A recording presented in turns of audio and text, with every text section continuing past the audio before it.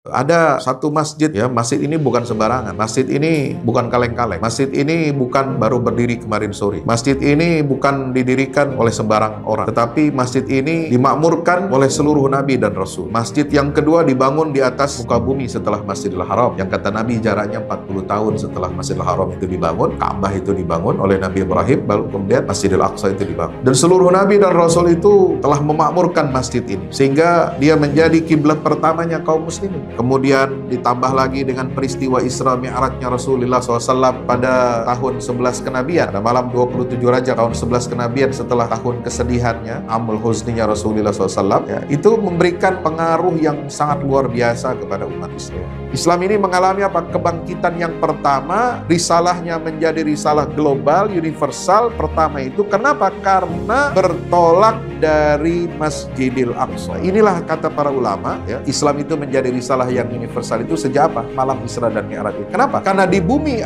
Isra dan Mi'raj itu, di bumi Palestina itulah memang Allah siapkan tempat yang begitu strategis menjangkau seluruh dunia. Karena wilayah Masjidil Aqsa, ya, kalau digambarkan di dalam peta itu luasnya berapa, Pak? 14,4 hektar, ya, 144.000 meter persegi. Nah, itu khusus Allah jadikan tanah itu menjadi tanah suci, ya. Untuk siapa? Untuk umat Islam, untuk umat Rasulullah SAW yang menjaga warisan Nabi Ibrahim dan seluruh Nabi dan Rasul Bani Israel itu, maka dijaga oleh umat Islam, umat Rasulullah SAW. Maka umat Yahudi yang tidak lagi berislam sebagaimana Islamnya Nabi Ibrahim dan Nabi-Nabi sampai Nabi Muhammad SAW, mereka tidak berhak untuk masuk ke situ. Maka kewajiban kita satu, kita bicara tentang kewajiban umat terhadap Masjidil Aqsa, satu, kita berupaya sekuat tenaga datang. Datangnya bukan sekedar datang, sholat di dalam, ya. Maka Nabi SAW menyatakan, la tusaddur rihalu illa ila thalathati masajid. Tidak ada perjalanan jauh, melelahkan, mengeluarkan banyak biaya kecuali hanya ketiga tempat. Yang pertama Masjidil Haram,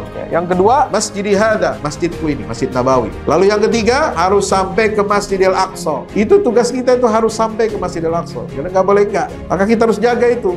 Masjidil Aqsa ini dari segala macam bentuk penistaan dan penodaan. Berarti apa? Proyek Yahudi, proyek Zionis untuk menjauhkan Masjidil Aqsa dari akal, hati, dan pikiran umat Islam itu berhasil selama ini. Coba sekarang lihat, ada nggak kurikulum, ya, pendidikan kita, pendidikan Islam itu yang berbicara detail tentang kedudukan Masjidil Aqsa, ya? Ada nggak? Tentang keutamaan Masjidil Aqsa? Nggak ada. Ya, orang hanya baca sekilas-sekilas aja di luar, beli buku sendiri, inisiatif sendiri, gitu. Atau dengarkan kajian-kajian, ceramah-ceramah. Tapi kurikulum ini kan dalam pendidikan itu kan penting, ya. Ini wajib pasti dibaca oleh semua anak didik, gitu. Nah, ini kita nggak sampai ke sana. Pelajaran agama kita sangat lemah, sedikit. Apalagi kalau di sekolah-sekolah umum, sekolah negeri. Nah, oleh sebab itu, agar kita lebih dekat memiliki tanggung jawab terhadap Masjidil Aqsa, memang perlu kerja-kerja yang serius. Bukan hanya ikut demonstrasi, bukan hanya kita berdonasi, tetapi juga harus punya ilmu yang benar tentang Masjidil Aqsa. Ini yang paling penting, ilmu yang benar diwariskan secara kuat kepada generasi kita berikutnya, bahwa pertarungan kita Muslim saat ini dengan Zionis, dengan Yahudi itu bukan pertarungan sembarangan, bukan hanya sekedar puluhan tahun sekarang ini, tapi nanti akan terus berlangsung sampai hari kiamat. Nah, itu yang digariskan oleh Rasulullah SAW ketika beliau bersabda, la taqumus sa'ah hatta yuqatilal muslimun al-yahud. Ya, tidak akan datang hari kiamat sebelum orang-orang Muslim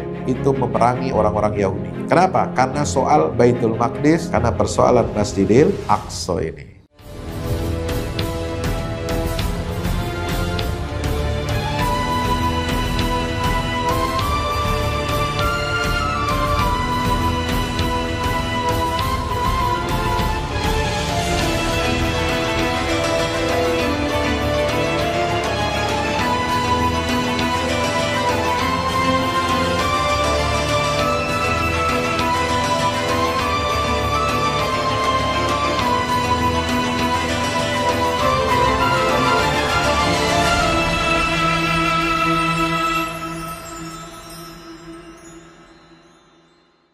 Assalamualaikum warahmatullahi wabarakatuh. Masih semangat? Alhamdulillah. Bersyukur kehadirat Allah Subhanahu wa taala yang telah mencurahkan nikmat karunia, taufik dan hidayahnya kepada kita semua. Pagi hari ini kita dibangunkan oleh Allah Subhanahu wa taala setelah kita mengalami kematian kecil. Kematian kecil ini disebutkan di dalam Al-Quran, itulah pada saat kita tidur. Tetapi bedanya dengan kematian besar, kematian yang tidak akan kembali lagi ke dalam dunia ini, bahwa ruh kita dikembalikan oleh Allah Subhanahu wa Ta'ala. Maka alhamdulillah, bersyukur kepada Allah setelah kita merasakan kematian kecil itu sebagai ibrah, pelajaran buat kita. Kita diberikan nikmat bisa hidup pada hari ini, panjang usia, tambah umur, mudah-mudahan tambah keberkahan dan tambah ketaatan kita kepada Allah Ta'ala. Amin ya rabbal alamin. Mari kita bersalawat salam kepada junjungan kita baginda Rasulullah Muhammad sallallahu alaihi wasallam beserta seluruh keluarga, para sahabatnya. Mudah-mudahan tercurah limpahkan untuk kita semua pengikutnya hingga yaumil qiyamah. Bapak Ibu hadirin hadirat yang dimuliakan Allah Subhanahu wa Ta'ala, jamaah Masjid Sabilul Huda. Alhamdulillah, pada kesempatan hari Sabtu yang kelima ini kita dapat bersilaturahim, bertatap muka di masjid yang Masya Allah ya, mungil, walaupun tidak terlalu besar, tapi vibes-nya itu menyenangkan gitu ya. Enak. Ini mudah-mudahan menambah kita semangat untuk beribadah. Karena rumah ibadah itu, masjid itu memang harus dibuat senyaman mungkin, ya. Harus dibuat meskipun tidak mewah, ya. Nggak perlu dibikin hiasan-hiasan, ya, macam-macam. Kubahnya pakai dilapisin emas lah, macam-macam, atau keran wudunya pakai lapisan emas gitu. Atau mesti pakai marmer dan lain sebagainya. Tapi insya Allah ya, dengan kita dapat memakmurkan masjid, terutama di waktu subuh ini merupakan sebuah nikmat yang sangat besar di sisi Allah Subhanahu wa Ta'ala. Karena intinya adalah masjid itu dimakmurkan. Sebab Nabi menyatakan bahwa di akhir zaman itu banyak masjid dibangun megah-megah. Ya, masajiduhum amirah wa hiya kharabun, ya, minal huda. Tapi kosong melompong, tidak ada petunjuknya, tidak ada hidayahnya. Nauzubillah min zalik. Sementara masjid yang dibangun oleh Rasulullah SAW di Madinah itu, ya, yang ukurannya pertama kali dibangun itu 25 kali 15 meter, ya, itu hanya beratapkan pelepah kurma. Tiangnya itu dari batang pohon kurma. Alasnya itu batu-batu kerikil dan pasir, ya. Kalaupun ada tikarnya, ya tikarnya terbuat dari anyaman dari pelepah kurma itu. Yang kalau musim hujan atau sedang ada hujan, itu tidak sedikit, ya, binatang termasuk anjing milik orang-orang Yahudi itu berteduh, ya, di Masjid Nabawi itu, ya. Maka itu, ini perbedaan masjid di zaman Rasulullah dengan masjid di zaman kita. Ya, kata Syekh Muhammad Al-Ghazali, kalau dulu masjid Rasulullah itu sangat sederhana, tapi lihat kesederhanaan masjid itu mampu melahirkan pemimpin-pemimpin besar. Ya, sahabat-sahabat yang mampu menaklukkan Persia dan Romawi. Sementara kita masjidnya bagus-bagus, hebat-hebat, besar-besar, megah-megah, tetapi yang keluar dari masjid itu adalah orang-orang kerdil, ya. Bukan kerdil fisiknya, tetapi kerdil otaknya, kerdil mentalnya, ya. Tidak memiliki cita-cita besar, dan bahkan kita menjadi orang-orang yang termarginalkan dalam peradaban dunia ini. Mudah-mudahan Allah Subhanahu wa Ta'ala membangkitkan semangat kita untuk memakmurkan masjid sebagaimana di zaman Rasulullah sallallahu alaihi wasallam. Amin ya rabbal alamin. Bapak Ibu hadirin rahmati Allah Subhanahu wa Ta'ala, di dalam surah Al-Baqarah ayat 114, ya, kita diingatkan kembali oleh Allah, yaitu dalam sebuah firman-Nya, "Wa man azlamu mimman mana'a masajidallah an yudhkara fiha ismuhu wa sa'a fi kharabiha ulaika ma kana lahum ayyadkhuluha illa khaifin Lahum fid dunya khizyun wa lahum fil akhirati adzabun azim. Artinya, ya, kalau kita baca terjemahan ayat ini, Al-Baqarah 114, silakan dibuka. Siapakah yang lebih zalim daripada orang-orang yang melarang di dalam masjid-masjid Allah untuk menyebut namanya? Ya, bahkan berusaha untuk merobohkannya. Ya.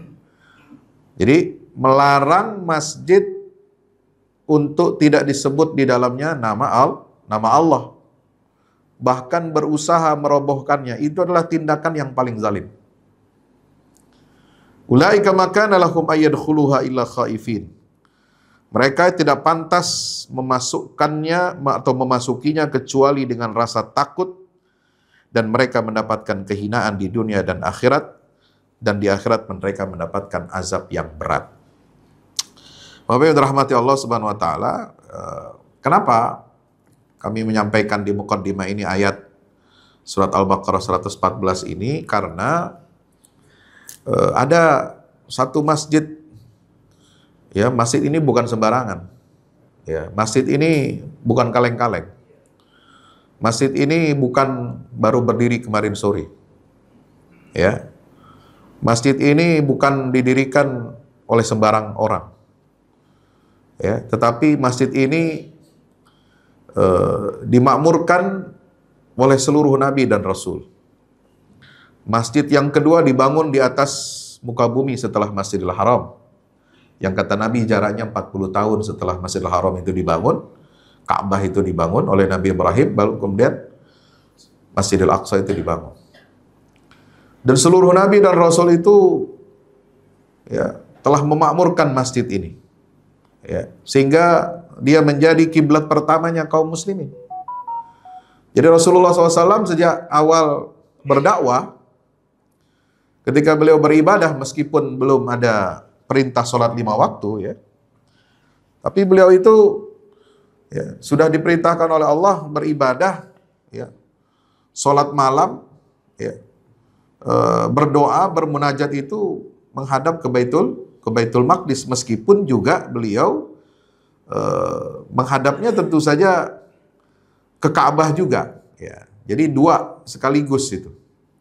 Jadi kalau posisi kita berada di Mekah, ya, kemudian kita membayangkan Nabi SAW juga menghadap kiblatnya, sholatnya, doanya, yaitu menghadap lurus ke arah Baitul Maqdis, itu memungkinkan.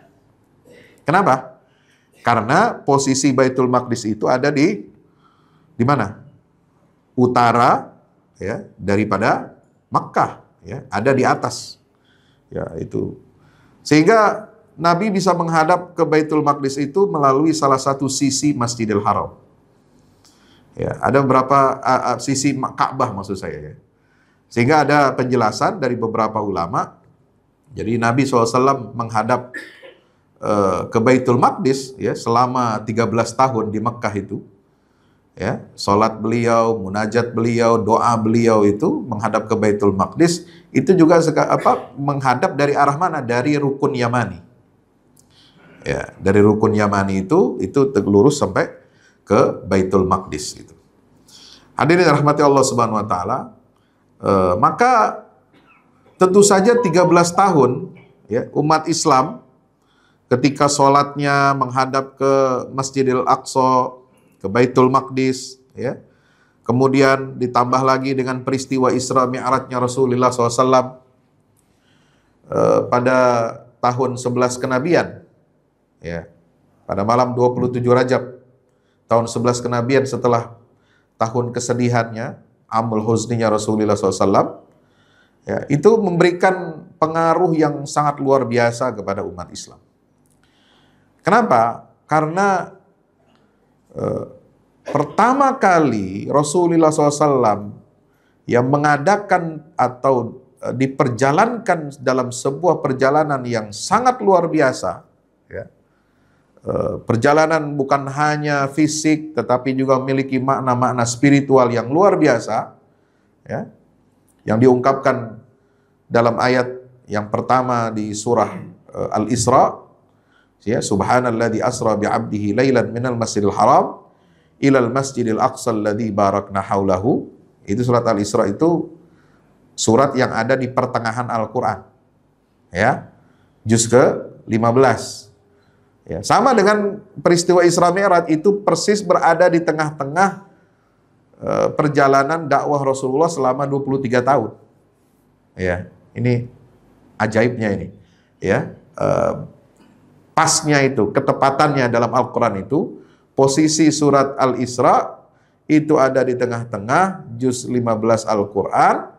Peristiwa Isra Mi'rajnya Nabi SAW itu juga berada persis, kata Syekh Muhammad Al-Ghazali, itu berada di pertengahan. Ya. Perjalanan dakwah Nabi SAW 23 tahun kurang lebih, itu tengah-tengahnya itu adalah peristiwa Isra dan Mi'raj.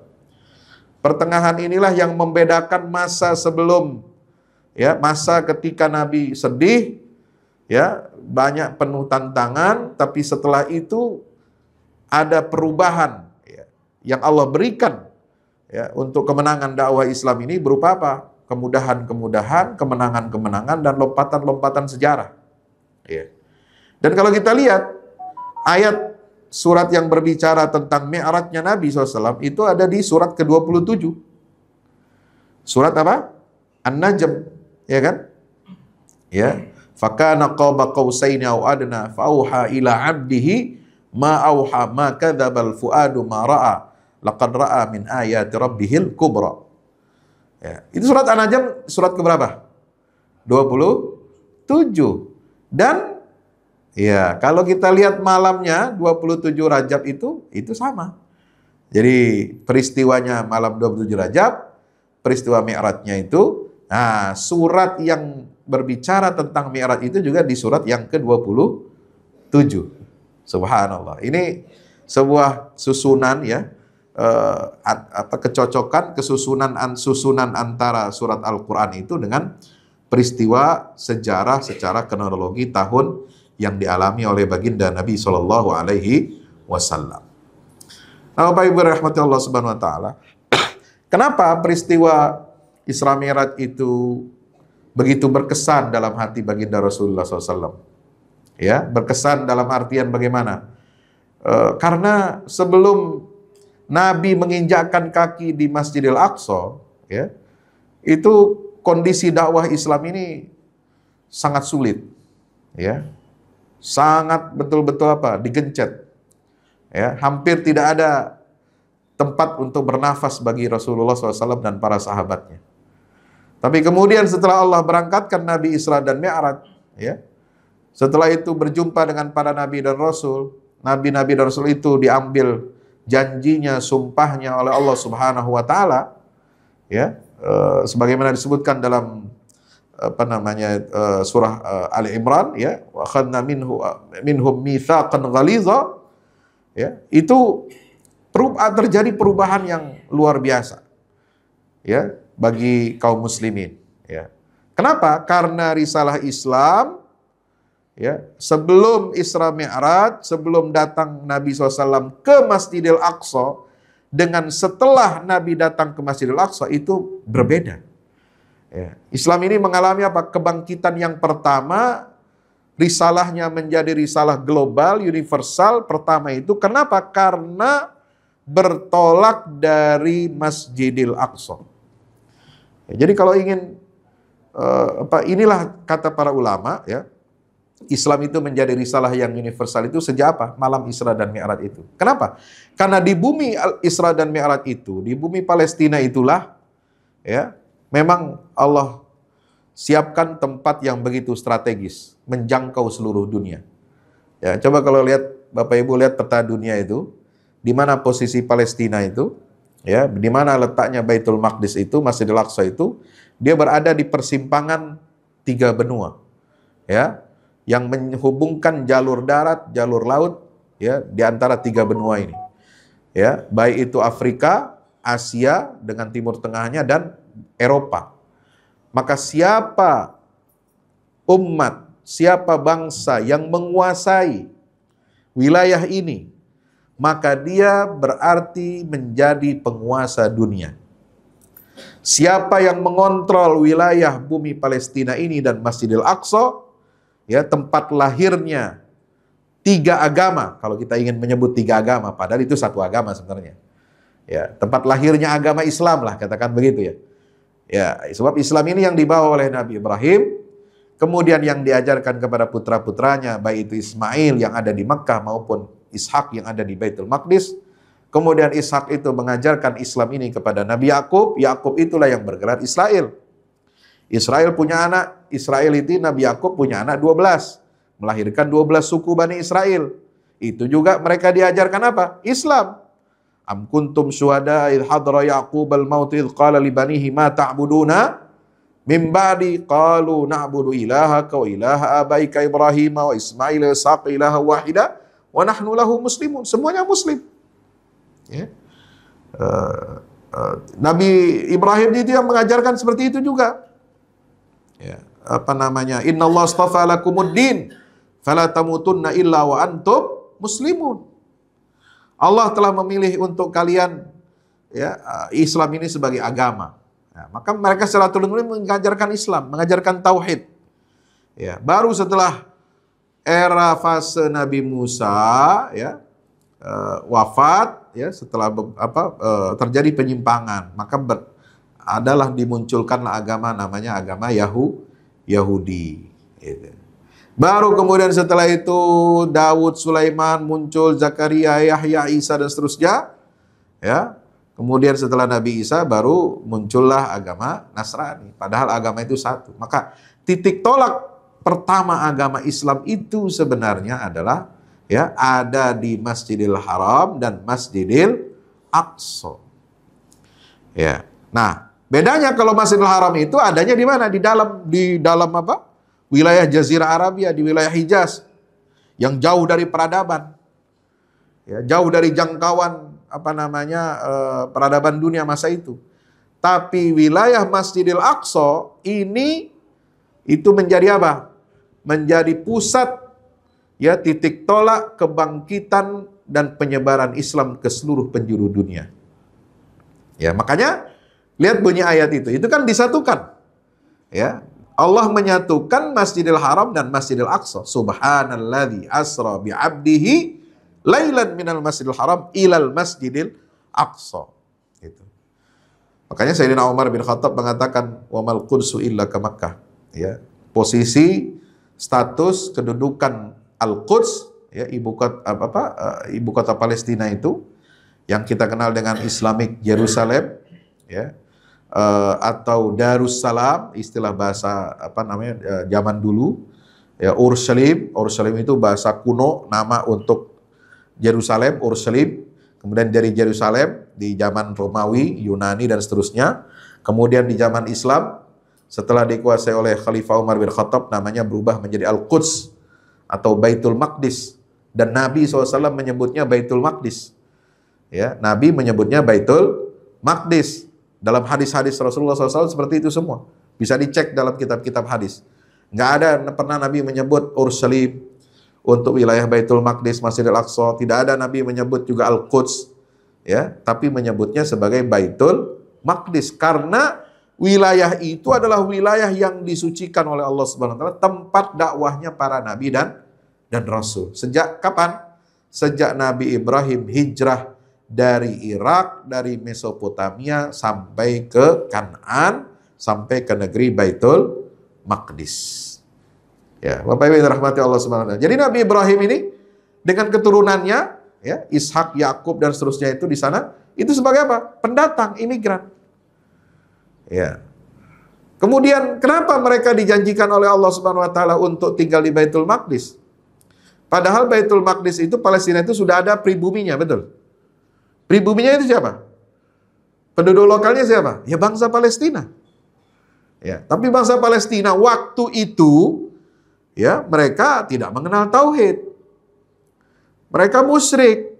Ya.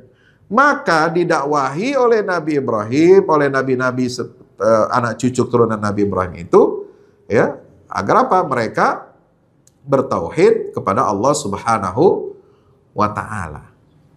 Nah, ketika zaman Nabi Musa, ketika Nabi Musa diselamatkan oleh Allah Ta'ala, ya, bersama Bani Israel dari kejaran Fir'aun, ya, keluar dari negeri Mesir.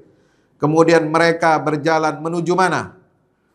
Menuju Baitul Maqdis, gitu ya. Jadi perjalanan itu untuk menuju Baitul Maqdis dalam rangka apa? Dalam rangka pembebasan negeri itu dari orang-orang yang musyrik, gitu. Dari orang musyrik. Jadi pembebasan Islam itu, Pak, ya, kalau kita bicara pembebasan, kemerdekaan, itu tidak rasis, tidak memandang ini pendatang, ini pribumi. Paham nggak sampai sini?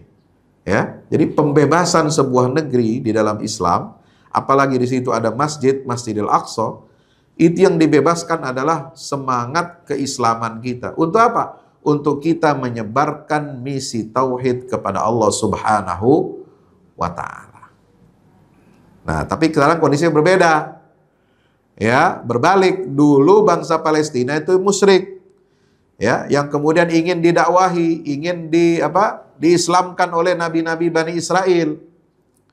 Ya, sehingga Nabi Musa membawa Bani Israel untuk masuk ke Masjidil Aqsa itu nggak bisa ke Baitul Maqdis. Ya, sekarang ada apa? Di dalamnya ada qauman jabbarin, itu dalam surah Al-Maidah. Ya.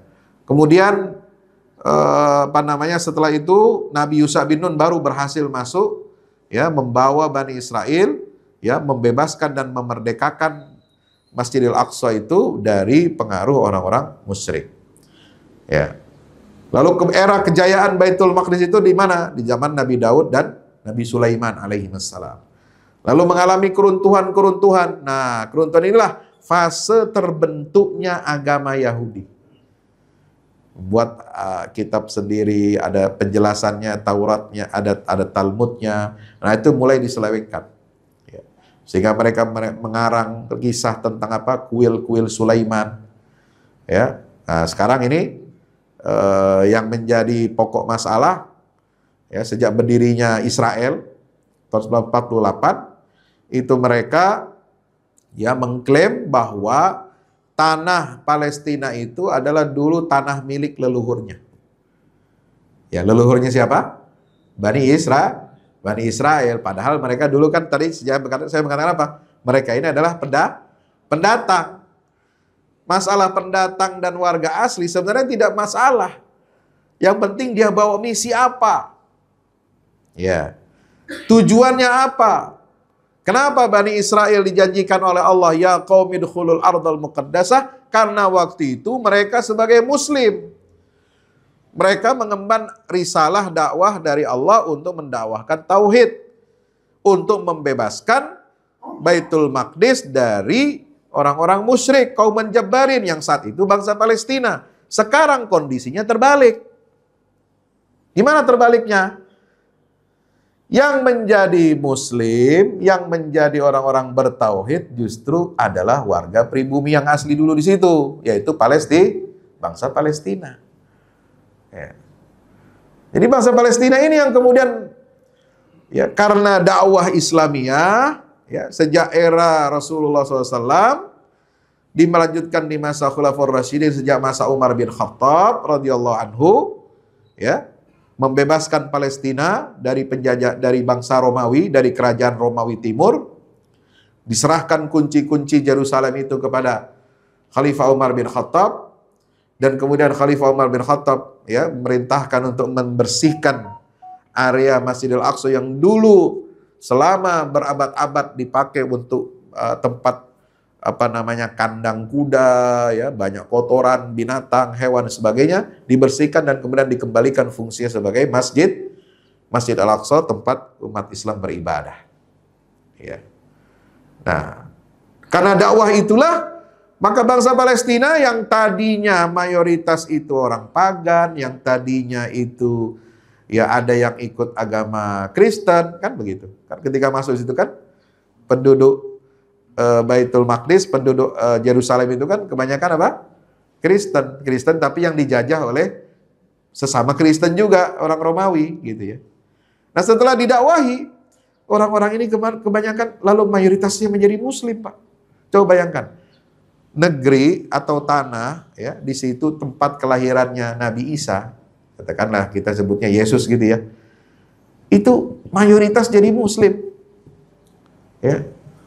Justru Kristen itu berkembangnya bukan di situ, ya, bukan di Palestina, ya. Padahal itu tempat kelahirannya Nabi Isa. Kan secara logika misalnya kan, kalau kita bandingin nih, Nabi Muhammad kan di Mekah lahirnya, betul?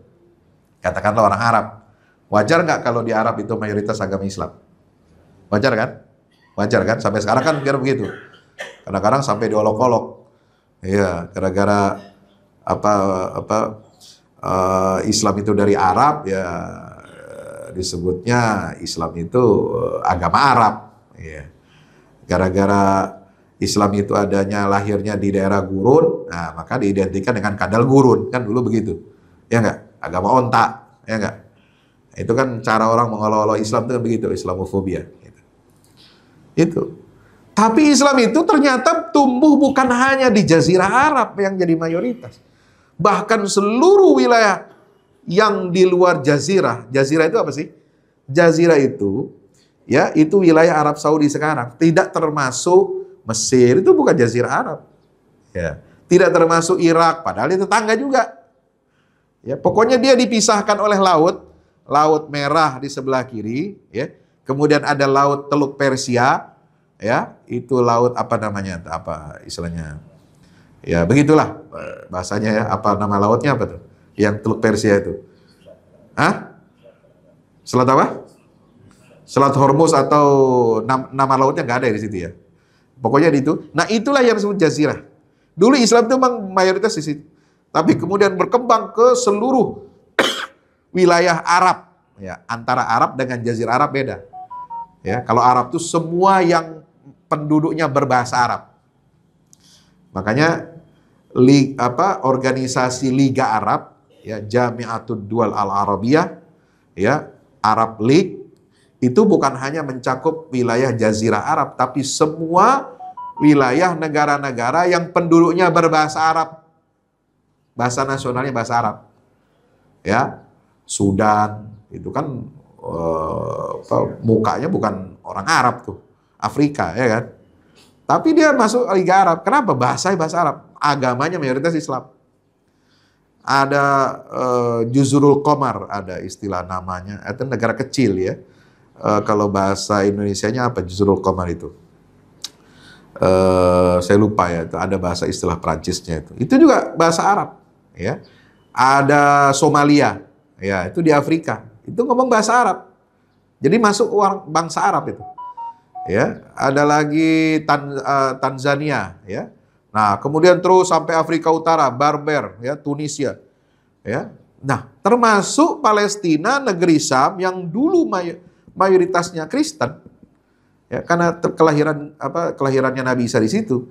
Wilayah Palestina, Lebanon, Syria, Yordania, ya, termasuk Ashabul Kahfi itu kan yang diceritakan Al-Quran itu kan mereka beragama pengikutnya Nabi Isa, tapi yang bertauhid, ya. Nah, jadi daerah itu dulu memang di utara Jazirah Arabia itu dulu dikuasai oleh mayoritas pengikutnya Nabi Isa. Kalau kita tidak ingin mengatakan mereka Kristen, karena Ashabul Kahfi itu pengikut Nabi Isa yang masih menjaga tauhid. Ya, itu hidup di abad-abad kurang lebih abad ketiga, sekitar pada masa pembentukan Nasrani menjadi Katolik seperti sekarang ini. Ya, pembentukan Konsili Nikea itu kan abad ketiga Masehi, abad keempat Masehi, 325 Masehi. Ya, baru menjadi keyakinan yang disebarkan ke seluruh dunia. Ya, apa itu Trinitas, apa itu doktrin penebusan dosa, kemudian ritual-ritual seperti yang kita kenal itu baru stabil di abad keempat. Gitu. Nah, dari situlah maka perlu menghajatkan Nabi terakhir, ya, datangnya Nabi Muhammad SAW, ya, untuk meluruskan, ya, penyimpangan-penyimpangan agama setelah wafatnya Nabi atau setelah diangkatnya Nabi Isa ke langit itu 500 tahun, ya. 500 kurang lebih 500 tahunan, ya. Malaikat Jibril tidak lagi turun membawa wahyu setelah Nabi Isa itu diangkat ke langit, maka itulah takdir Allah Subhanahu wa taala. Nah, jadi kembali kepada sejarah itu, ya. Di wilayah Palestina itu kemudian didakwahi, diislamisasi, ya, secara natural, secara alamiah, ya, itu nggak langsung Pak, nggak langsung main convert, ya. Karena Islam itu bukan agama yang dipaksakan, ya. Jadi walaupun negeri-negeri yang mayoritas dulunya itu non-Muslim, kemudian menjadi Muslim mayoritas, itu tidak ujuk-ujuk dalam 1-2 tahun berubah menjadi mayoritas Muslim. Itu ada timeline sejarahnya. Saya pernah baca buku yang ditulis oleh seorang sejarawan itu menggambarkan bagaimana proses Islamisasi di kawasan Timur Tengah yang dulu mayoritas Kristen dan sekarang mayoritas Muslim, bahkan di negeri kelahiran Nabi Isa, Muslim di Palestina itu 95%. Ya, padahal situ gereja-gereja banyak tua-tua itu. Ya, makanya kelompok misionaris itu, ya, sampai heran itu orang-orang di Eropa, di Amerika, kok bisa negeri kelahiran Yesus itu kok bukan Kristen itu mayoritasnya, tapi Muslim. Makanya mereka banyak mendirikan sekolah-sekolah, ya, tempat-tempat fasilitas, rumah sakit, gereja-gereja, untuk apa? Untuk mengembalikan status agama orang Palestina ini kembali kepada Kristen gitu. Makanya di Gaza itu yang dihancurkan oleh Israel bukan hanya masjid, ya, termasuk gereja dan rumah sakit baptis komplek, ya, Kristen terbesar di Timur Tengah setelah Lebanon. Ya, itu ya. Nah, mereka orang-orang Arab Palestina yang beragama Kristen ini sama-sama dengan Muslim menentang penjajahan Zionis. Makanya dimusuhi juga sama Israel. Ya, makanya geng-geng kelompok Kristen di Indonesia yang mendukung Israel, ya, jangan Anda tanya, kenapa Anda nggak solidaritas dengan sama Kristen di sana? Memang beda aliran. Di sana Kristen ortodok. Ya, sementara yang di sini yang mendukung Israel itu rata-rata seperti halnya di Amerika itu kelompok evangelis, ya, Protestan, rata-rata seperti itu. Ya, karena memang beda. Ya, beda akidahnya, beda ritualnya, beda macam-macamnya, ya. Termasuk hari Natalnya juga beda. Ya, kalau yang umumnya 25 Desember, kalau ortodok itu 7 Januari. Gitu. Ya, 2 minggu tuh bedanya, Pak. Ya, ini agama masih dalam satu nama payung besar, tapi hari rayanya beda. Gitu. Dan itu tiap tahun udah paten, nggak ada ru'yat hisab lagi itu, ya, nggak ada perbedaan hisab itu, udah pasti itu, ya. Tapi mereka nggak ribut, ya, nggak kayak kita, beda sehari aja ributnya minta ampun, ya. La haula wala quwata illa billah, ya. Bapak Ibu dirahmati Allah, maka bangsa Palestina itu sekarang sudah menjadi Muslim mayoritas, ya. Nah, ketika misalnya orang memahami kenapa sekarang ayat Al-Quran itu kok tidak seperti yang digambarkan, Allah membela, menolong Bani Israel untuk masuk, ya karena sudah berbeda konteks. Ya, Bani Israel yang diperintahkan oleh Allah di masa Nabi Musa, kemudian Yusha bin Nun, ya, untuk menguasai Baitul Maqdis, ya, mengalahkan orang-orang musyrik, itu sudah berbalik 180 derajat. Jadi terbalik sekarang. Udah ganti kostum, ya. Yang bangsa Palestina yang dulu musyrik, yang disuruh dikeluarkan oleh Allah dari situ, kemudian Bani Israel suruh masuk, itu udah berganti. Sekarang yang bangsa Palestinanya sudah Muslim, sudah bertauhid sesuai dengan Islamisasi yang dilakukan oleh Khulafaur Rasyidin, sejak Umar bin Khattab radhiyallahu anhu. Ya. Sementara Bani Israel yang sekarang, yang mau kembali masuk ke Baitul Maqdis, yang memaksakan membangun kembali kuil Sulaiman yang ketiga di atas reruntuhan Masjidil Aqsa, itu mereka bukan lagi Muslim.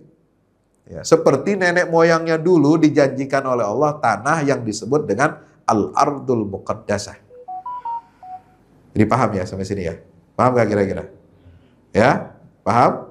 Insya Allah. Jadi kalau mereka mengklaim itu tanahnya mereka, udah nggak berlaku lagi. Ya, itu janji, ya, klaim hak mereka itu sudah kadaluarsa. Selama mereka Muslim, mereka berhak menempati itu bersama yang lain.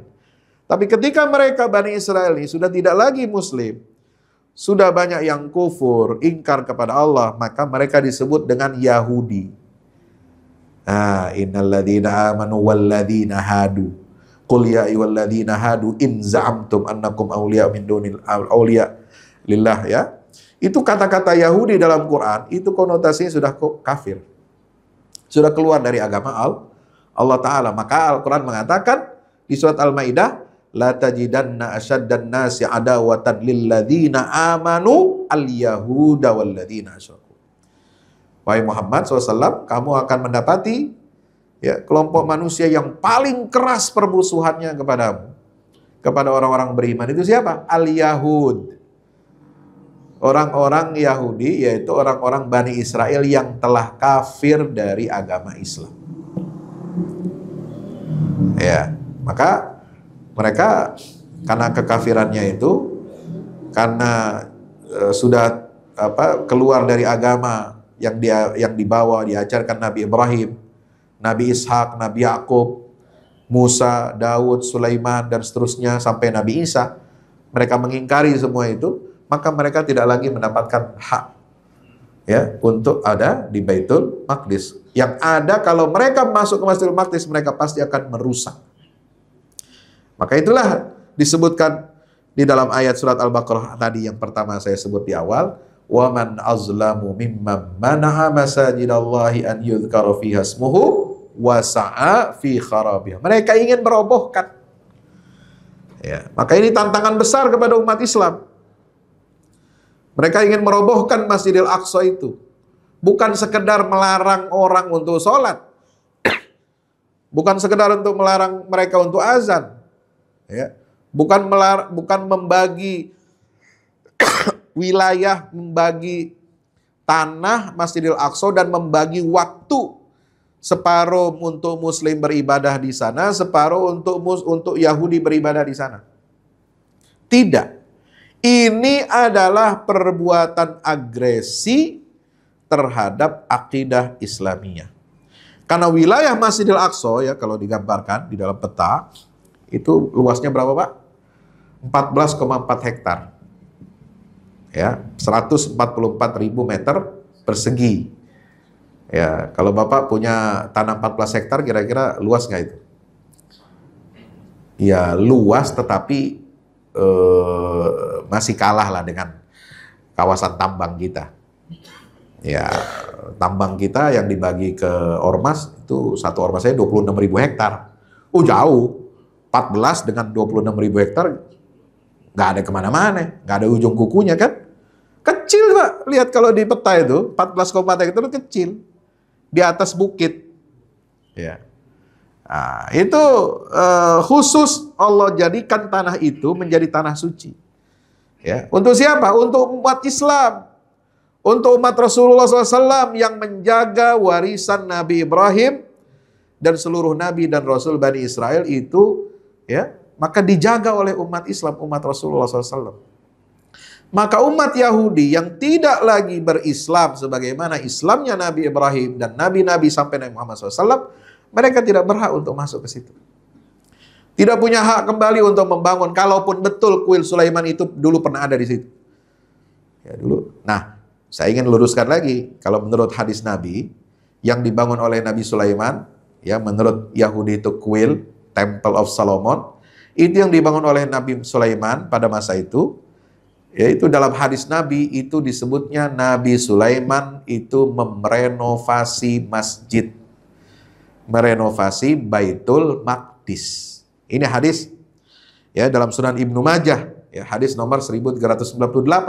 Lamma faragha Sulaiman ibnu Daud min bina'i Baitul Maqdis.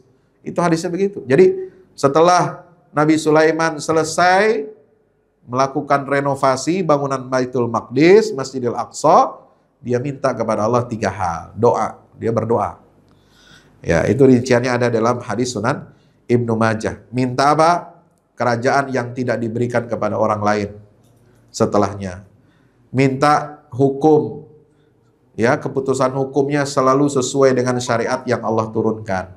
Yang ketiga, minta kalau ada orang yang datang ke situ hanya untuk sholat, ya, niatnya untuk sholat, ya, dia minta supaya dosa-dosanya diampuni, ya, sebagaimana dia lahir dari rahim ibunya. Ya, dan kata Nabi SAW, dua doa pertama itu untuk Nabi Sulaiman dan umatnya dikabulkan Allah, dan doa yang ketiga itu doa untuk saya, untuk aku dan umatku. Ya, aku berharap itu Allah kabulkan untuk saya dan umatku. Ya, jadi ini apa? Menjadi dorongan bagi kita umat Islam untuk menjaga Masjidil Aqsa ini. Ya, untuk datang ke sana. Maka wasiat Nabi itu fasallu fihi, maka kewajiban kita satu. Kalau kita bicara tentang kewajiban umat terhadap Masjidil Aqsa, satu, kita berupaya sekuat tenaga datang. Datangnya bukan sekedar datang, sholat di dalamnya. Ya, maka Nabi SAW menyatakan la tusaddur rihalu illa ila thalathati masajid. Tidak ada perjalanan jauh, melelahkan, mengeluarkan banyak biaya kecuali hanya ketiga tempat ini.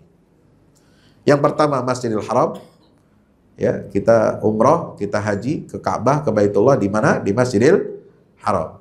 Ya, kita kumpulin biaya, kita kumpulin tenaga, kita kumpulin semua sumber daya kita untuk bisa haji. Ya, yang kedua, Masjidi Hadza, masjidku ini, Masjid Nabawi. Ya, dalam rangka apa? Ziarah, menapak tilas. Ya, dakwah Rasulullah SAW, membangun negeri yang ideal, negeri Islam yang ideal, ya, menjadi prototip bagi semua negara Islam. Itu adalah negara Madinah. Semua harus merujuk ke sana.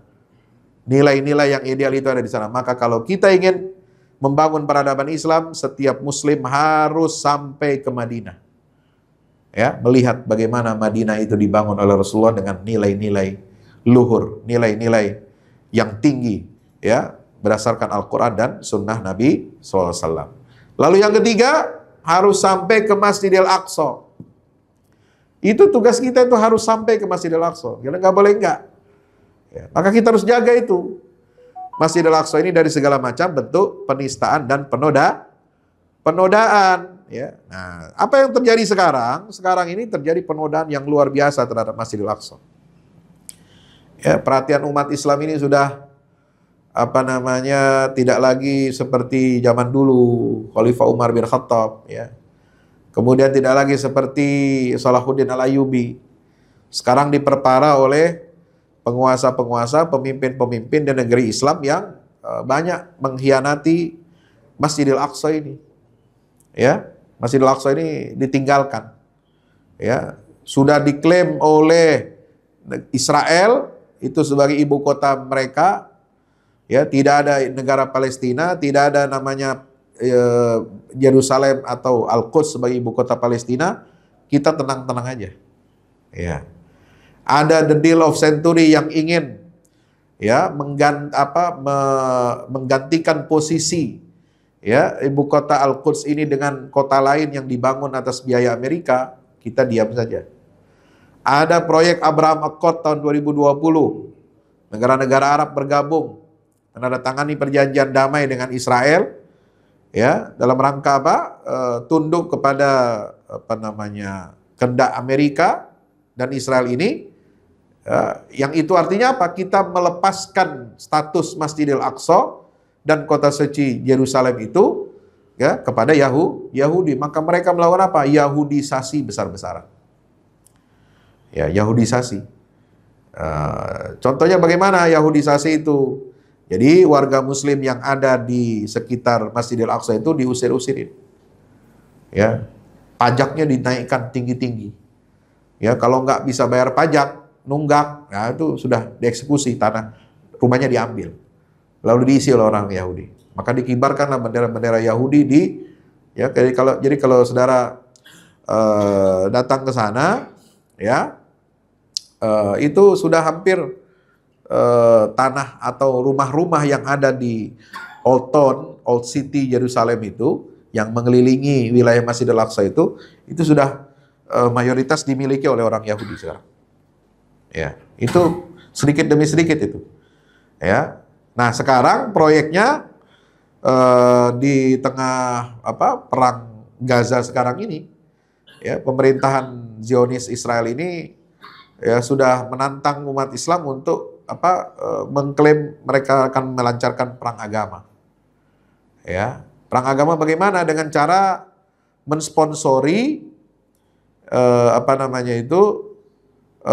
penduduk ya Zionis ilegal itu untuk apa? Datang melakukan tur-tur, ziarah-ziarah ya dengan dana-dana resmi dari pemerintah. Kalau sebelumnya itu pemukim ilegal Yahudi dari tepi barat, dari daerah-daerah yang dikuasai Israel, itu masuk Masjidil Aqsa itu dengan dana pribadi. Ya, disponsori oleh pihak-pihak swasta. Kelompok-kelompok ekstrim kiri, ekstrim radikal ya. Kelompok yang fundamentalis. Tapi sekarang itu proyek itu sudah diambil alih oleh negara. Dibiayai langsung oleh pemerintah Netanyahu. Ya. Sehingga apa? Banyak nanti akan melibatkan para pelajar, para mahasiswa, ya terutama di tahun ajaran baru ini, ya setiap kali musim liburan mereka akan dibawa dengan program ya tour, holy tour lah katakan begitu, ya ziarah ke tempat suci yang mereka klaim itu adalah kuilnya Nabi Sulaiman atau lokasi kuil yang akan mereka bangun kembali. Ya, nah ini eskalasinya akan semakin meningkat, Pak. Akan terus meningkat dan kita akan harus bersiap-siap menghadapi segala bentuk provokasi ya, tantangan-tantangan ini. Kenapa? Karena tekad mereka itu satu ya, ingin menghancurkan Masjidil Aqsa ya, simbol ketauhidan umat Islam sedunia. Kalau ini juga tidak membangkitkan amarah dan ghirahnya umat Islam ya, ini mau seperti apa kita? Gitu. Jadi nggak ada lagi marwahnya umat Islam ini. Kalau bumi Isra dan Mi'rajnya itu kemudian kita tidak melakukan apa? Pembelaan. Ya, nauzubillah min zalik. Ya, saya jangan sampai terjadi seperti peristiwa berapa tahun beberapa puluh tahun yang lalu, ya. 55 tahun yang lalu ketika Masjidil Aqsa dibakar. Ya, masjidnya dibakar, sebagian temboknya itu hangus dan membakar mimbar Salahuddin yang ada di dalam Masjidil Aqsa itu. Itu terjadi pada tanggal 21 Agustus ya. 21 Agustus tahun 1969. Ya, itu ekstremis Yahudi, imigran dari Australia, ya Dennis Rohan namanya, itu membakar itu. Ya, apa cerita Perdana Menteri Israel waktu itu, Golda Meir, ya, perempuan, nenek-nenek. Ya, dia bilang, saya takut ini. Waduh, ada warga Israel kok nggak koordinasi gitu ya, nggak bilang-bilang sama kita gitu. Main bakar aja. Menggigil dia ketakutan, takut dia malamnya nggak bisa tidur. Takutnya apa? Besok tentara-tentara Arab, ya negara-negara Arab akan mengepung Israel, Tel Aviv akan dihancurkan oleh mereka. Ternyata besok paginya bangun tidur, nenek-nenek ini aman-aman aja katanya. Ya, artinya apa? Orang Islam pada tidur. Ya, orang Islamnya nggak ada memiliki ghirah, nggak ada marahnya itu untuk agama itu nggak ada. Ya, padahal itu masjid yang sangat bersejarah. Ya, ini berarti apa? Proyek Yahudi, proyek Zionis untuk menjauhkan Masjidil Aqsa dari akal, hati, dan pikiran umat Islam itu berhasil selama ini. Coba sekarang lihat, ada nggak kurikulum ya pendidikan kita, pendidikan Islam itu yang berbicara detail tentang kedudukan Masjidil Aqsa? Ya, ada nggak? Tentang keutamaan Masjidil Aqsa? Nggak ada. Ya, orang hanya baca sekilas-sekilas aja di luar, beli buku sendiri, inisiatif sendiri gitu. Atau dengarkan kajian-kajian, ceramah-ceramah. Tapi kurikulum ini kan dalam pendidikan itu kan penting ya. Dia wajib pasti dibaca oleh semua anak didik gitu. Ya. Nah, ini kita nggak sampai ke sana. Gitu. Ya. Pelajaran agama kita sangat lemah, sedikit. Apalagi kalau di sekolah-sekolah umum, sekolah negeri gitu. Ya, kita tidak ingin mencetak anak itu semuanya jadi ahli agama, enggak. Tapi pondasi agama itu harus ada. Anda mau jadi insinyur kek, mau jadi sipil kek, mau jadi polisi ya, tentara, mau jadi apa saja ya, profesi, mau jadi lawyer ya, dan lain sebagainya, itu silakan gitu. Nggak harus semuanya jadi ustadz gitu, jadi ulama, jadi mubalik. Tapi pondasi agama ya, informasi-informasi, hal-hal paling mendasar tentang agama Islam ini seperti apa, sejarahnya seperti apa, itu kan harus tahu. Dan itulah tugas pendidikan. Ya. Nah, sementara Kementerian Pendidikan di negara-negara Muslim itu sangat lemah untuk ya membuat sebuah kurikulum yang komprehensif yang bisa menggambarkan, bisa menyampaikan informasi yang selengkap-lengkapnya kepada kita umat Islam, kepada anak cucu kita, generasi kita, tentang apa? Tentang Masjidil Aqsa. Ya. Kita tahunya Masjidil Aqsa setahun sekali. Kalau menghadiri peringatan Isra dan Mi'raj, itu pun datangnya terlambat. Sampai ke tempat pengajiannya pun tidur. Jadi nggak hatam baca hadis-hadis tentang Isra Mi'raj itu. Ya, yang disampaikan oleh mubalik ya dalam peringatan Isra Mi'raj pun kebanyakan apa? Ya, kebanyakan melucunya aja. Ya, yang disampaikan 1-2 ayat ya. 1 ayat, 1 hadis udah nggak sampai semuanya dijelaskan itu. Maka itu perlu pendalaman-pendalaman ini. Ada ulama yang menulis Al-Arba'in Al-Maqdisiyah. Jadi 40 hadis tentang keutamaan Masjidil Aqsa. Itu harus dibaca itu. Harus kita tahu itu. Dan itu nggak bisa disampaikan dalam ceramah karena kepanjangan. Itu harus pengajian rutin 40 hadis seperti kita belajar hadis Arba'in Nawawi. Ya. Ada ayat-ayat tentang Masjidil Aqsa, tentang Baitul Maqdis, itu juga harus rutin dikaji. Penafsirannya seperti apa? Ya. Jadi bukan hanya ayat 1 surat Al-Isra ya, tapi juga cerita tentang Nabi Ibrahim, cerita tentang Nabi Ishak, cerita tentang Yakub, Nabi Yusuf. Itu berarti kita sedang baca kisah tentang Baitul Maqdis. Cerita tentang Maryam ya dijelaskan panjang lebar dalam Al-Qur'an. Itu juga bicara tentang tanah Baitul Maqdis.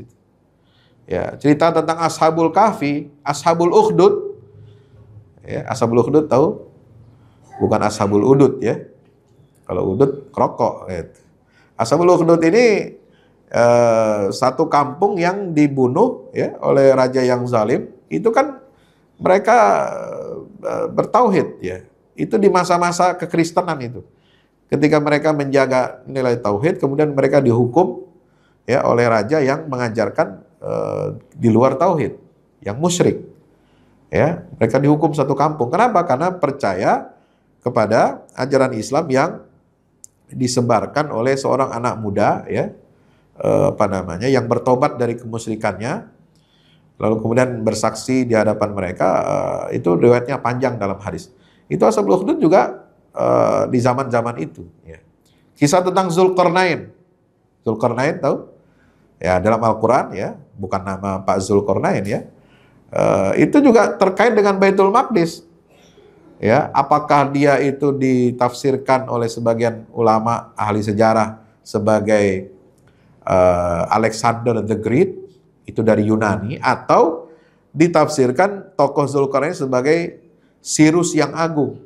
Cyrus itu itu kaisar Persia. Kaisar Persia ini yang menyelamatkan Yahudi dari pembantaian dan dari genocide ya. Mereka itu ditawan ya, penawanan Babilonia. Itu selama 50 tahun. Jadi Yahudi itu diusir oleh Nebukadnezar. Yerusalem itu dihancurkan. Ya, Nebukadnezar bawa 70.000 Yahudi itu dari Baitul Maqdis itu dijadikan budak. Nah, itu disebut nama Al-Asrul Babili. Perbudakan Yahudi selama 50 tahun di Babilonia. Nah, yang membebaskan Yahudi itu siapa? Cyrus yang agung. Kaisar Persia. Mengembalikan mereka dari Mesopotamia ke Baitul Maqdis. Kemudian memerintahkan mereka untuk membangun kembali kuil Sulaiman yang sudah dihancurkan oleh Nebukadnezar. Nah itu kan kisah tentang seputar Baitul Maqdis itu. Cerita misalnya dalam surat Al-Kahfi itu tentang apa? Khidir ya. Cerita tentang Nabi Musa dan Khidir itu kan juga untuk apa? Untuk mengajarkan kita bagaimana proses regenerasi kepemimpinan, ya, bagaimana dua orang nabi ini mendidik satu calon generasi berikutnya untuk membebaskan Masjidil Aqsa. Siapa yang dibawa oleh Nabi Musa ketika bertemu Khidir? Hah? Ada seorang pemuda, ya kan? Qala Musa li fatahu la abrahu. Kan ada begitu, ada fata itu. Siapa sosok pemuda yang dibawa oleh Nabi Musa diajak untuk menemui Nabi Khidir? Pemuda itu namanya Yusha bin Nun. Nabi Yosua dalam tradisi Yahudi disebutnya, ya, Yosua bin Nun ini itulah yang berhasil, ya, membawa Bani Israel masuk ke Yerusalem, Baitul Maqdis, ya, setelah Nabi Musa wafat, gitu. Nah, jadi dua nabi itu di dalam Al-Quran yang diceritakan kisahnya itu untuk mendidik seorang anak muda ini kelak menjadi nabi dan rasul, ya, yang membawa dan membebaskan Baitul Maqdis dari orang-orang musyrik. Jadi cerita-cerita itu semua tentang Baitul Maqdis, Pak. Nah, oleh sebab itu, agar kita lebih dekat, memiliki tanggung jawab, ya, terhadap Masjidil Aqsa, memang perlu kerja-kerja yang serius. Ya, bukan hanya ikut demonstrasi, bukan hanya kita berdonasi, tetapi juga harus punya ilmu yang benar tentang Masjidil Aqsa. Ini yang paling penting, ya, mengilmui yang benar, diwariskan secara kuat kepada generasi kita berikutnya, bahwa pertarungan kita Muslim saat ini dengan Zionis, dengan Yahudi itu bukan pertarungan sembarangan, bukan hanya sekedar puluhan tahun sekarang ini, tapi nanti akan terus berlangsung sampai hari kiamat. Nah, itu yang digariskan oleh Rasulullah SAW ketika beliau bersabda, la taqumu sa'ah hatta yuqatilal muslimun al-yahud. Ya, tidak akan datang hari kiamat sebelum orang-orang muslim itu memerangi orang-orang Yahudi. Kenapa? Karena soal Baitul Maqdis, karena persoalan Masjidil Aqsa ini. Jadi mari kita persiapkan, ya, diri kita, keluarga kita untuk mengilmui Baitul Maqdis.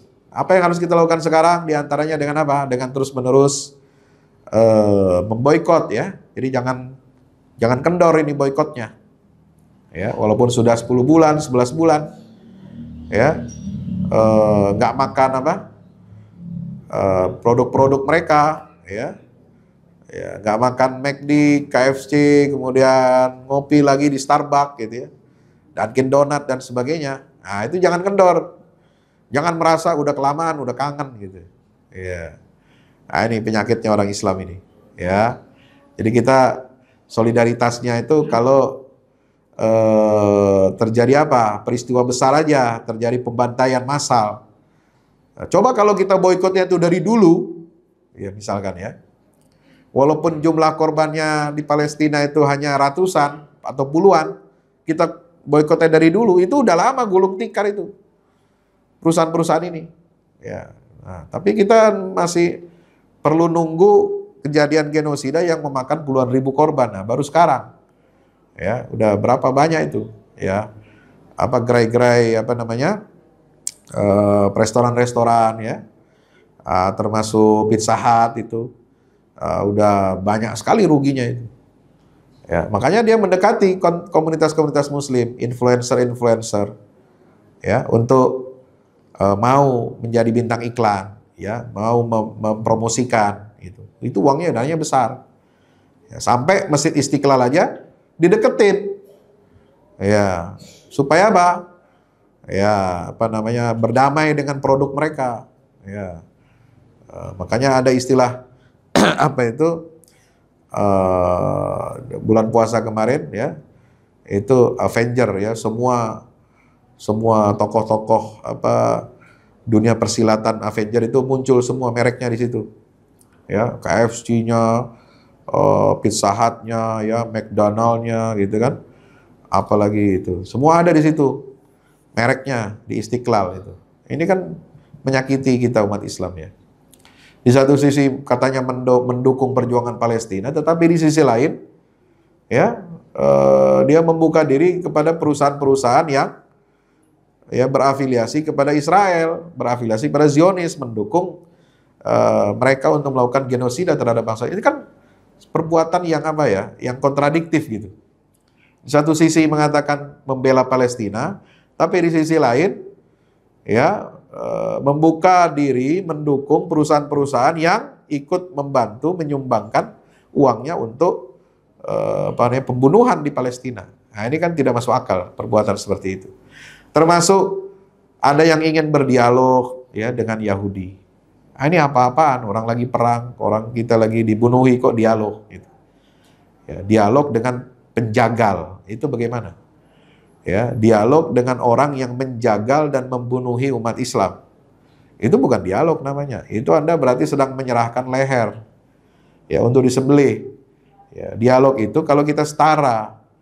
Dialog itu kalau kita damai, ya, tidak ada saling serang. Kita bisa berdialog antar umat beragama. Ya, bicara tentang kerukunan, bicara bagaimana kita saling menghormati, bicara tentang kita berbagi tugas untuk menyelesaikan masalah-masalah kemanusiaan. Ya, itu hanya bisa terjadi kalau kita damai, tidak ada perang. Ya, kalau mereka menyerang akidah kita, mereka mengusir kita, ya, mereka membantu musuh untuk mengusir kita dan membunuhi umat Islam, itu nggak ada dialog yang seperti itu. Makanya harus kembali kepada ayat surat Al-Mumtahinah ayat 8 dan 9.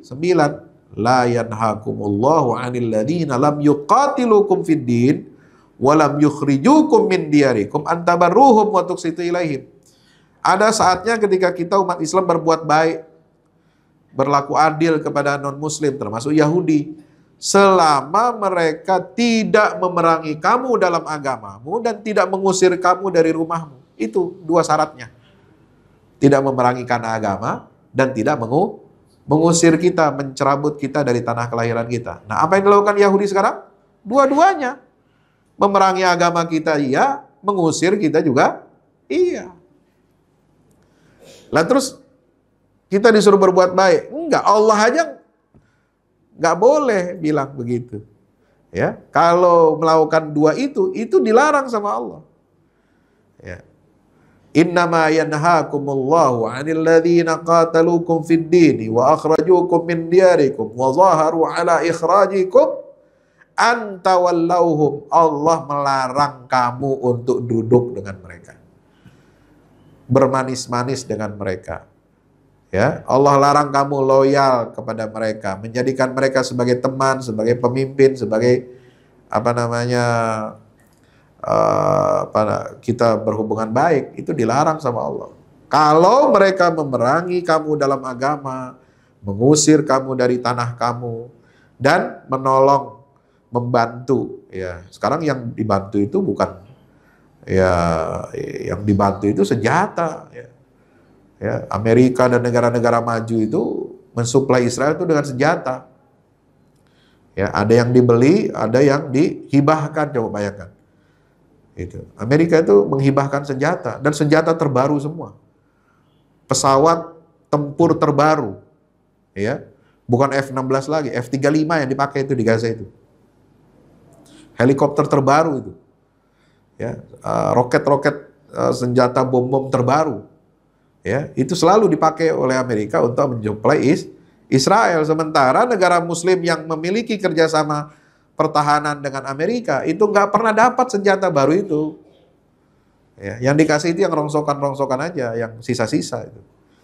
Ya, tapi kalau dengan Israel enggak, Amerika itu kasih nomor 1. Kenapa? Karena untuk menjaga kepentingan. Nah, kalau kita ya bermanis-manis juga dengan Amerika, itu berarti apa? Sama saja dengan mengkhianati umat Islam. Ya, karena yang mendukung Israel itu Amerika sampai sekarang. Ya, maka itu ini persoalan yang saya kira sangat krusial ya. Kewajiban kita semakin berat, tanggung jawab kita mengilmui Baitul Maqdis, kemudian mendidik generasi agar mencintai Baitul Maqdis, kemudian mendidik generasi kita, anak cucu kita menjadi pemimpin-pemimpin, ya. Ini penting. Visi pemimpin untuk membebaskan Baitul Maqdis. Mudah-mudahan bermanfaat, ya. Qul qouli hadza astaghfirullah li wa lakum. Wassalamualaikum warahmatullahi wabarakatuh.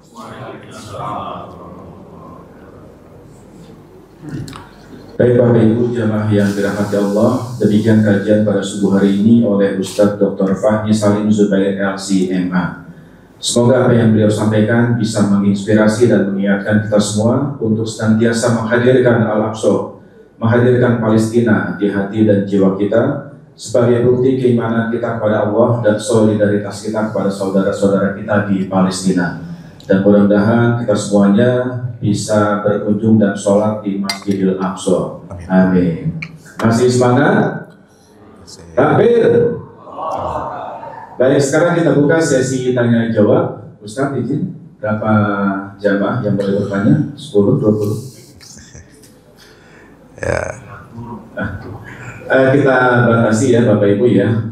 Yang pertama 2 orang dulu dari jamaah bapak-bapak dan 2 jamaah dari ibu-ibu. Silakan bagi bapak dan ibu yang mau bertanya dipersilakan. Ya, silakan. Terima kasih Ustaz. Bismillahirrahmanirrahim. Assalamualaikum warahmatullahi wabarakatuh. Waalaikumsalam warahmatullahi wabarakatuh. Dengan paparan Ustaz tadi dan informasi-informasi yang kita dapat tentang Masjidil Aqsa atau Baitul Maqdis, rasanya umat Muslim kita di Indonesia menurut saya pasrah aja dengan kondisi saat ini. Pertama mungkin kita nunggu aja firman Allah tadi di surat Al-Baqarah, atau menunggu yang sampaikan oleh Rasul bahwa nanti kita akan perang dengan Yahudi di akhir zaman. Karena logikanya secara fisik ini negara-negara Arab, baik itu Oki ataupun negara-negara Arab, secara fisik mereka dekat nggak melakukan apa-apa. Sementara kita di jauh diimbau untuk melakukan sesuatu yang rasanya juga sulit secara logika dan nalar untuk membantu Aqsa itu. Jadi agak berat gitu ya bagi kita membayangkan bahwa ada masanya di zaman kita, ini sekarang kita akan melihat Aqsa itu bebas atau Aqsa itu menjadi kejayaan bagi salah satu kiblat umat Islam. Ya. Gitu. Baik. Terus gimana? Terima kasih. Assalamualaikum warahmatullahi wabarakatuh. Waalaikumsalam warahmatullahi wabarakatuh. Ya, saya tanggapi dulu ya. Jadi yang perlu dilakukan ya, tidak harus kita hadir secara fisik ke sana. Ya, itu cukup dengan kita mendukung pejuang Palestina. Ini yang diperlukan sekarang. Ya, kata orang-orang Palestina, pejuang Palestina, ya, kami tidak mengharapkan kalian datang. Ya, secara fisik, karena merepotkan juga. Ya, dan belum tentu juga dibolehkan sama pemerintahan negara-negara kalian. Belum juga bisa masuk perbatasan. Ya, kalau memang bisa sampai ke sana, perbatasannya kan ada di mana? Ada Mesir, Jordania, ya, Lebanon, Syria. Nah, negara-negara ini semua tidak mudah membuka perbatasannya untuk mujahidin gitu ya. Beda dengan misalnya kasus dulu di Afghanistan ya. Afghanistan itu kan ada jihad Afgan itu tahun 70-an. Aneksasi Uni Soviet itu. Kenapa bisa masuk orang dari seluruh dunia? Ya, ini mungkin menyisakan termasuk karena faktor Amerika juga kan ingin mengalahkan Uni Soviet dalam perang dingin itu kan, ya, mendorong pemuda-pemuda Muslim dari seluruh dunia untuk jihad di Afghanistan. Nah, tapi kan kalau nggak ada negara yang membuka perbatasannya nggak mungkin bisa. Nah, dulu Pakistan yang membuka itu. Ya, Pakistan membuka perbatasannya dengan Afghanistan. Nah, itu mudah. Tapi sekarang nggak bisa kalau untuk kasus Palestina. Nah, apa yang bisa dilakukan? Ya, dengan mendukung serius bantuan secara militer. Ya, jadi yang diperlukan kita ini adalah mendukung ya dengan dukungan yang real, dengan bantuan dana, dengan bantuan amunisi, sebagaimana Amerika dan negara sekutunya membantu. Ya, Amerika membantu dari jarak jauh kan bisa. Yang bekerja di sana siapa? Tentara Yahudi. Ya, tentara Yahudi. Ya, yang di lapangan itu siapa? Zionis. Tapi dia dapat bantuan dari mana? Dari seluruh dunia. Nah, itu yang harus dilakukan oleh orang Islam. Yang menghadapi Yahudi di dalam Palestina, Zionis itu cukup tentara orang-orang Palestina, pejuang Palestina. Mereka bisa. Dan sampai sekarang bisa. Sudah bertahan 11 bulan. Yang mereka perlukan apa? Kami minta dukungan real, jangan cuma ngomong. Jangan cuma donasi recehan, gitu ya, kira-kira begitu. Jangan cuma bilang begini, tapi ternyata kita boikotnya itu hanya boikot ya tidak serius ya, masih impor dari Israel gitu kan. Ya, itu kan berarti nggak serius kita. Baru tatanan masyarakatnya aja yang gencar untuk boikot itu. Ya, karena itu terkait dengan masalah konsumsi ya, makanan, minuman, kosmetik. Ya, itu kira-kira bisalah ada penggantinya lah kira-kira ada. Tapi kalau yang sifatnya teknologi kan bingung juga kita. Gimana alternatifnya ini kalau teknologi kan yang sulit dibuat di tempat lain gitu. Nah, itu juga masih kebingungan kita. Nah, jadi yang diperlukan mereka itu adalah dukungan. Makanya kenapa mereka senang menerima bantuan dari Iran? Sampai mereka dituduh-tuduh ini Syiah lah inilah. Ya karena Iran memang bantu real, Pak.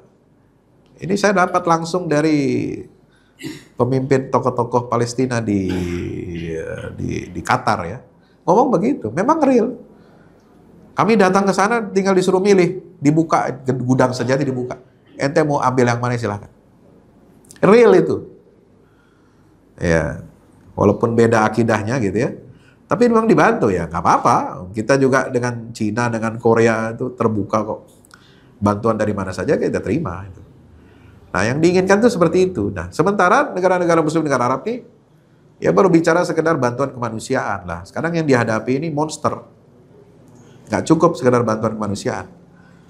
Kita harus mensuplai mereka dengan senjata juga. Untuk menghadapi paling yang tidak bisa bertahan, membela diri, dan bisa melakukan aksi untuk serius, bisa besar untuk dalam rangka pembebasan Masjidil Aqsa itu. Nah, itu yang harus kita lakukan.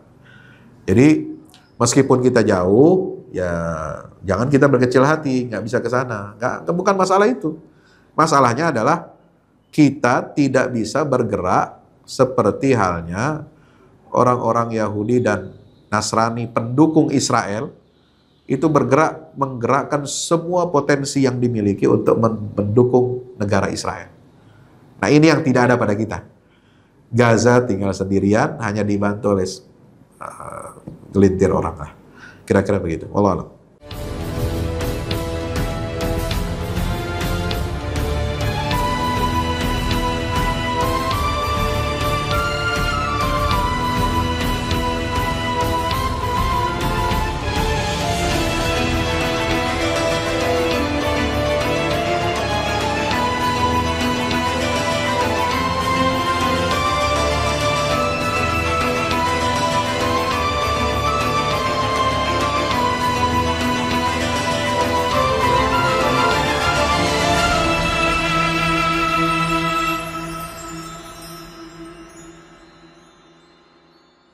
Assalamualaikum warahmatullahi wabarakatuh. Tahniah barakallahu fikum untuk guru kita semua, Kiai Haji Fahmi Salim LCMA. Masya Allah tabarakallah, launching 2 buku Al-Mukarram, buku Wahai Anakku dan Runtuhkan Zionis. Dan selamat tahniah juga untuk peresmian gedung Al-Fahmu Institute Pusat Dakwah Al-Quran pada 26 Sya'ban hari Kamis 1445 Hijrah bertepatan dengan 7 Maret 2024. Saya, adik kelas Ustadz Fahmi Salim di Mesir, merasa ikut bahagia, ikut senang.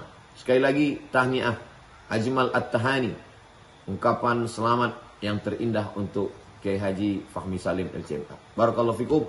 Wassalamualaikum warahmatullahi wabarakatuh.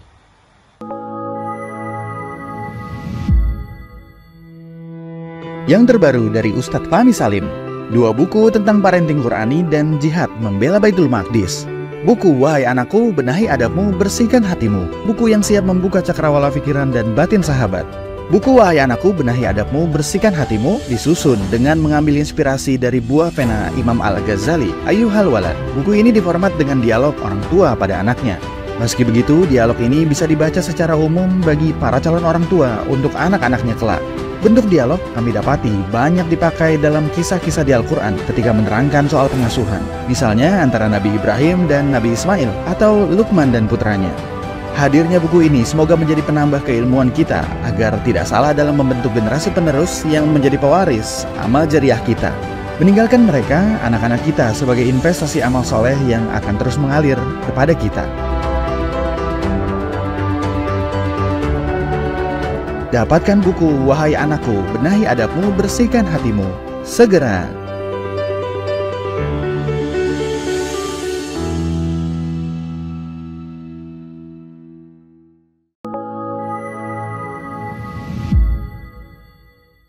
Yang terbaru dari Ustadz Fahmi Salim, buku Runtuhkan Zionis Rebut Baitul Maqdis, buku yang siap membuka cakrawala pikiran dan batin sahabat, sudah bisa dipesan sekarang juga. Hasil yang dicapai para mujahidin dalam pertempuran Badai Al-Aqsa 7 Oktober 2023 memiliki arti penting ataupun nilai strategis, bukan hanya dalam pembuktian bahwa kekuatan Israel bisa dikalahkan bahkan oleh pihak yang memiliki persenjataan jauh di bawahnya, melainkan juga dalam menyadarkan dunia Islam, terutama para pemimpinnya yang memilih menjadi penonton ketimbang membantu sesama saudaranya. Buku ini adalah salah satu bentuk dukungan dan ikhtiar dengan niat berjuang bersama-sama dengan mujahid Palestina. Tak sekedar memberikan informasi, membeberkan fakta atau data kepada halayak di Indonesia. Buku ini juga hadir untuk meluruskan tudingan bahkan fitnah terhadap para pejuang di sana. Betapapun kita berada jauh dari Al-Quds, melalui buku ini kita akan dapatkan bagaimana kita bisa memperoleh pahala yang sebanding dengan para pejuang di garda terdepan di negeri perlawanan Palestina. Dapatkan buku Runtuhkan Zionis Rebut Baitul Maqdis segera.